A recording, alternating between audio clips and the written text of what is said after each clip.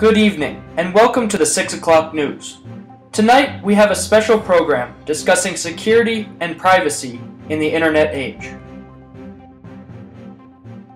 As technology continues to advance, people are able to connect, communicate, and collaborate with anyone in the world. Distance is no longer a problem, making Tokyo, Japan, next-door neighbors to Missoula, Montana. This in turn creates a connected digital network all around the world. At this point in time, our lives are becoming more and more digital. We now share everything about ourselves on sites such as Facebook and are constantly accessing and sharing new information. Our lives are now stored in digital space, which presents the need for much more advanced cybersecurity and privacy. Each year, hundreds of thousands of people experience some form of internet security threat or privacy issue, such as stolen information or identity theft. According to the Internet Crime Complaint Center, there were over 300,000 reports of online crime in 2011 alone. The highest number of crimes reported were either falsified FBI scams or identity theft. To find out more about cybersecurity and privacy in this digital age, we went out and interviewed some fellow students around campus. What do you know about security and privacy online? Well, I know that it's a really big issue. You have to be really careful about where you distribute your information, what sites you're using and where you're using them. There are companies who gather what information they can from your PC and whatever you provide to either utilize it themselves to sell you their product better, or they sell it to third parties to sell you their products better. I know that there's a whole lot of people out there that make a whole lot of money off of trying to hack into people's private systems to make sure that they are secure. In the last year, it's been compromised multiple times. I think student awareness is lacking as well. I think that it's a serious issue in our society today and should be addressed more thoroughly. Do you understand the terms and conditions on sites like Facebook? Not specifically, no. Nope. Not really. No. Nope. Absolutely not. I do not read them. No. Absolutely not. In fact, according to The Guardian, only 7% of people actually read the terms and conditions before signing up for websites or other online applications. How do you protect yourself from online threats?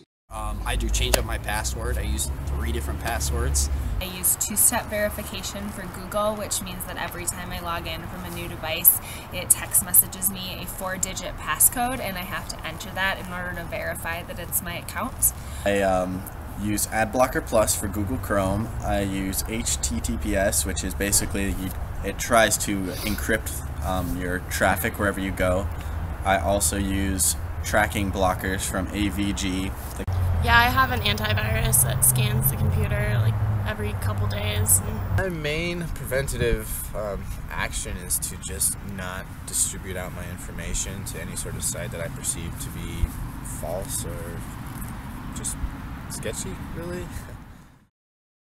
Have you experienced any privacy or security issues yourself?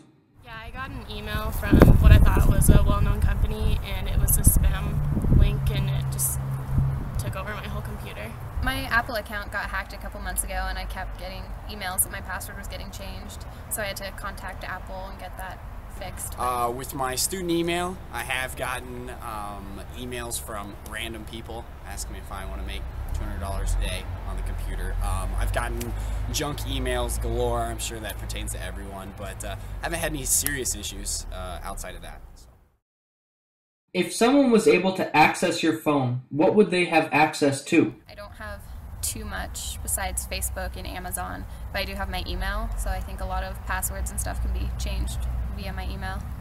I think the biggest thing would be my Amazon or eBay accounts. Those online ordering, they could order whatever they wanted, probably. If they stole my phone, they wouldn't have access to much. I don't have a smartphone. I still have a dumb phone. I don't have any passwords or anything on my phone, so they could go into anything through my phone. I have accessed things like my iTunes and Amazon account, so that data could be saved, not to mention my diary.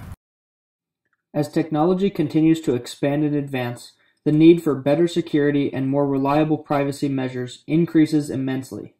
As time moves on, our lives increasingly become digital, and a greater knowledge of online threats is vital to our security and personal identities. Thank you for watching this 6 o'clock news special. Tune in next week for an interview with Slappy, the water skiing squirrel, and his heroic journey to stardom. That is all for us here at ABC 8 The Ocho. You stay classy, Missoula.